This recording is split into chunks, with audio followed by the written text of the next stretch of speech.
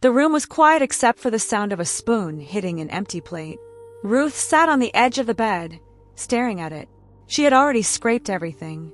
There was nothing left, not even a grain of rice. Joseph stood by the window, looking outside like he was expecting something to change.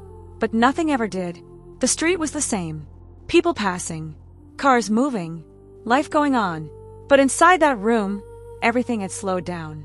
"Did the children eat?" he asked softly without turning. Ruth nodded, but her eyes didn't agree. "They managed," she said. Joseph closed his eyes. Managed. That word had become their life. He turned slowly and looked at her. She looked smaller now, not just physically, but in spirit. The woman who used to laugh easily now spoke like every word cost her strength. "I'll go out tomorrow," he said. "I'll find something. Anything." Ruth didn't respond immediately. She just looked at him, then down at her hands. "You said that yesterday," she whispered. The words didn't come with anger. That made it worse. Joseph swallowed hard. "I know." Silence filled the room again. "My name is Patience, and this is a story about Joseph, continuing from part 1, after he walked away from House of Mercy Revival Center and everything he once knew. That night, the children slept early, not because they were tired, but because sleep was easier than hunger. Joseph sat on the floor, his back against the wall, while Ruth lay down beside him. "I never thought it would be like this," she said quietly. Joseph didn't answer. "After everything you did, after everything you gave," he let out a slow breath. "Maybe I didn't do it the right way." Ruth turned to him. "What do you mean?" "I gave without thinking about tomorrow," he said. "I trusted people too much." His voice was calm, but it carried weight. "I thought, if you do good, good will follow you." Ruth stared at him. "And now?" Joseph looked at the ceiling. "Now I know, life doesn't always return things the way you give them." The next morning, Joseph left early. He wore the same old shirt he had been wearing for weeks. It used to fit him well. Now it hung loosely on his body. He walked from street to street, asking for work. "Anything," he would say, "even if it's small." But people didn't see him the same way anymore. Some recognized him. "Ah, aren't you that engineer?" one man asked. Joseph smiled faintly. "I used to be." The man shook his head. "No work here." Others didn't even listen. By afternoon, the sun was hot, and Joseph's legs were weak. He hadn't eaten. He sat under a tree, breathing slowly, trying to gather strength. A group of young boys passed by laughing. "CM," one of them said. "Life no balance." Joseph looked away. He didn't blame them. At home, Ruth was struggling to stand. Her body felt heavy, and her head was spinning. She held the wall as she moved slowly toward the kitchen. She opened the pot. Empty. She closed it again. A tear rolled down her cheek. She wiped it quickly before the children could see. But the youngest had already noticed. "Mummy, are you okay?" the child asked. Ruth forced a smile. "I'm fine." But she wasn't. Days turned into weeks. Hunger became normal. Silence became their language. And then Ruth fell sick. At first it was small. Just weakness. Then headaches. Then fever. Joseph sat beside her one night, placing a wet cloth on her forehead. "You need a hospital," he said. Ruth shook her head slowly. "With what money?" Joseph didn't answer. He just kept changing the cloth. Her breathing was getting heavier. "Joseph," she called softly. "I'm here. If anything happens to me..." "Don't say that!" He cut in quickly. She looked at him, her eyes tired but serious. "Take care of the children." Joseph grabbed her hand. "Nothing will happen to you." But deep down, he was afraid. While Joseph's world was falling apart, House of Mercy Revival Center was shining brighter than ever. The church had grown bigger. New branches. More members. More money. The building Joseph once stood in now looked even more beautiful. Lights everywhere. Air conditioners. A bigger altar. People travel from different places just to attend services. And at the center of it all, Bishop Daniel. He stood on the altar, well-dressed, confident, his voice louder than ever. "God is lifting this ministry," he shouted. "Amen," the crowd responded.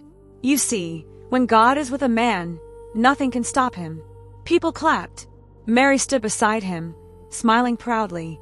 Their children sat in the front row, dressed in expensive clothes. After service, cars lined up outside. Luxury cars, the same kind Joseph once bought for them. Members rushed to greet the bishop. "Papa, you are blessed." "Daddy, your grace is too much." Bishop Daniel smiled, shaking hands, receiving praises. From a distance, it looked like success, like God was truly with him. But not everyone saw what was hidden. Late one night, inside his office, Bishop Daniel sat alone. The room was quiet. His phone buzzed. He looked at the message. His expression changed slightly, just for a moment. Then he locked the phone and leaned back. His eyes moved slowly across the room, as if something was bothering him, something he didn't want to face. Outside, the church building stood tall and bright, but inside, there were cracks no one could see. Back in Joseph's house, the lights were off, not because they wanted darkness, but because they couldn't afford light. Joseph sat beside Ruth, holding her hand. Her body was hot. Her breathing was weak. The children were asleep in the corner. He looked at them, then back at Ruth. His eyes were red. "God," he whispered, his voice breaking. "I don't understand this path, but please, don't take her from me." Tears rolled down his face. For the first time in a long time, Joseph felt completely helpless. Far away, in a place filled with light, money, and noise, a man stood on an altar, praised by thousands. And somewhere deep inside his life, the first seeds of destruction had already been planted. Not visible, not loud, but real. Because life has a way of balancing things. Quietly, slowly, but surely. Joseph did not sleep that night. Ruth's breathing had become slow, too slow. He sat beside her, holding her hand, counting every breath like it might be the last. "Stay with me," he whispered. "Please, just stay." Her eyes opened slightly, weak, fading. "Joseph, I'm here," he said quickly, leaning closer. She tried to smile, but it didn't fully form. "You tried," she said softly. "You did your best." Tears fell from his eyes immediately. No, don't say that. You're going to be fine. We'll find a way." She shook her head gently. "Take care of them," she whispered. "Don't let them suffer like this again." Joseph tightened his grip on her hand. "I won't lose you," he said, his voice breaking. But life doesn't always listen to promises. Ruth's fingers slowly relaxed in his hand. Her chest rose one last time, and then it stopped. "Ruth!" Silence. "Ruth!" His voice cracked. He shook her gently. Nothing. "Ruth!" The children woke up at the sound of his voice. They saw him. They saw her. And in that moment, everything broke. The burial was small. Too small for a woman like Ruth. A few neighbors came. A few people stood quietly. Some whispered. Some shook their heads. Joseph stood by the grave, holding his children close. No bishop. No church members. No one from the place he helped build. Just silence and the sound of sand hitting wood. Life after that became heavier. Not just because of poverty, but because of absence. Ruth was everywhere. In the kitchen. In the way the children called Mummy before remembering. In the empty space beside Joseph at night. He became both father and mother. He woke them up. He cooked when there was food. He lied when there wasn't. "I'm not hungry," he would say, pushing the little food toward them. But the children were growing, and life was not getting easier. Before Ruth died, Joseph had tried everything. He went from house to house. He called people he had helped. "Please, my wife is sick. I just need support for her treatment." Some promised to help. They didn't. Some gave small money. It wasn't enough. And then he went to the last place he thought he would ever return to. The bishop's house. The gate was tall, bigger than he remembered. He stood outside, his clothes worn, his eyes tired. The security man looked at him with suspicion. "I want to see Bishop Daniel," Joseph said quietly. After some delay, they let him in. The compound was beautiful. Cars parked neatly. Flowers trimmed perfectly. Everything looked complete. Joseph walked slowly to the entrance. Mary opened the door. She looked at him for a few seconds, then her expression changed. "What are you doing here?" she asked. Joseph swallowed. "My wife is very sick," he said. "I came to beg. Please, I need help for her treatment." Mary laughed softly. "Help," she repeated. "After everything you've been saying about this ministry?" Joseph shook his head quickly. "I have not said anything. I just need help. Please." She stepped closer. "You think we don't know who you are," she said. her voice sharp. You want to use pity to come back into our lives? Joseph's eyes filled with tears. My wife is dying, he said. Mary's face hardened. Then pray for her, she replied coldly. Joseph felt something break inside him. Please, he whispered. At that moment, Bishop Daniel walked in. He saw Joseph, and his face tightened. What is he doing here? He asked. Joseph turned to him. Sir, please. I need help. My wife. I don't have time for this, the bishop cut in.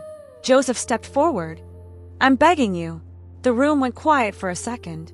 Then Bishop Daniel turned to his men. Throw him out. Joseph froze. Sir!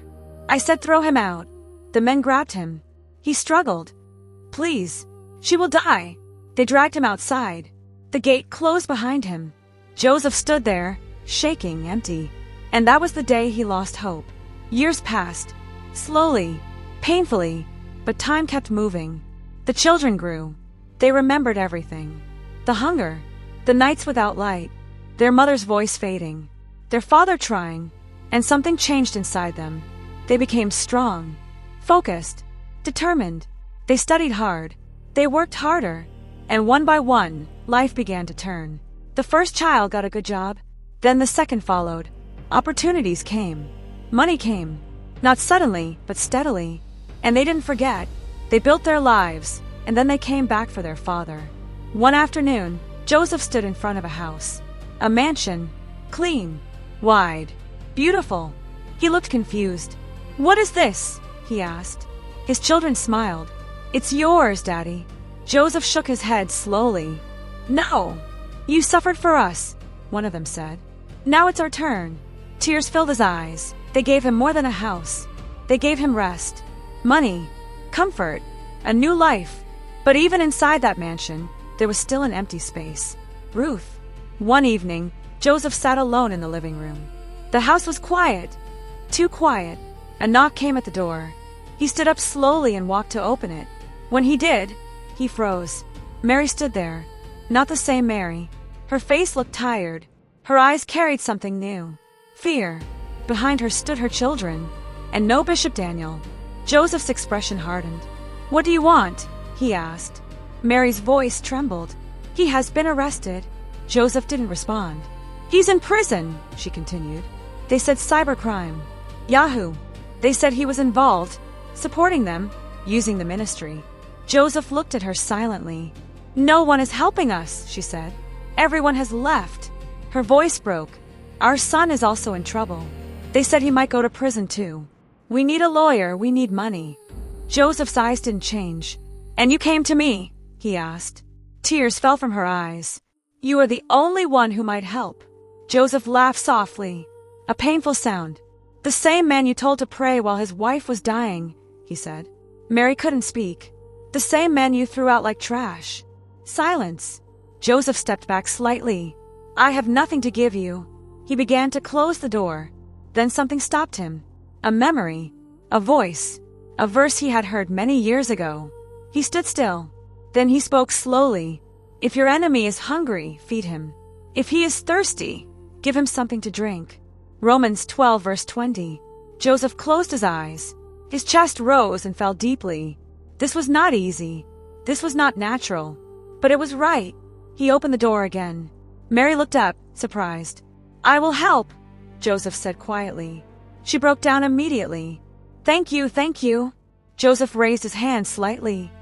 Not because you deserve it, he said, but because I choose who I want to be. In the weeks that followed, Joseph paid for a good lawyer. He helped secure bail. He made sure the son avoided prison. Everything Mary came for, he did. Not with joy, but with peace. One day, Bishop Daniel came to Joseph's house. No crowd, no title, no power, just a man. He stood at the door, and when Joseph opened it, he fell to his knees. Forgive me, he said, his voice shaking. I destroyed everything, I lost everything. Mary and the children knelt too. We are sorry, they said. Joseph stood there, looking at them. For a long time he didn't speak. Then he said quietly, I already forgave you. That day ended without noise, without shouting, without revenge, just silence and understanding. Because life has a way of turning things around. Not always quickly, not always fairly, but completely. Joseph lost everything and still chose to be kind. Bishop Daniel had everything and lost it all. Some lessons don't come with words. They come with life, and they stay forever. Thank you for watching this story. If you enjoyed it, please give it a like. Share your thoughts in the comments. And don't forget to subscribe for more.